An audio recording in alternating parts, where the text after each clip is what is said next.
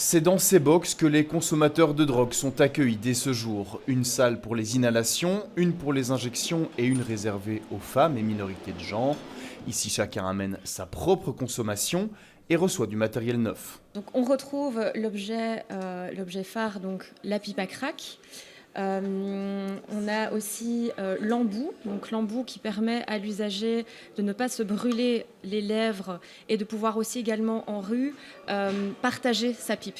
À partir du moment où chacun dispose de son embout et donc d'une couleur différente, on est attentif à cela. Objectif, réduire les risques de transmission de maladies, mais fournir du matériel propre, c'est surtout une étape vers une aide médico-sociale, des soins urgents et un accompagnement sur le moyen et long terme.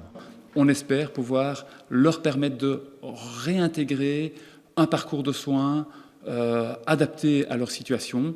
Tous ne pourront pas aller jusqu'au bout en se sevrant de leurs produits, mais ne fût-ce que réacquérir des droits fondamentaux, retrouver un logement ou, on l'espère, en tout cas retrouver une dignité à un moment dans leur mode de vie, c'est déjà une belle perspective. Link-Up, c'est près de 20 équivalents temps plein, des assistants sociaux, des infirmières ou encore des médecins. Budget total près de 4 millions par an. L'installation du lieu n'a pas été simple, des riverains s'y sont opposés.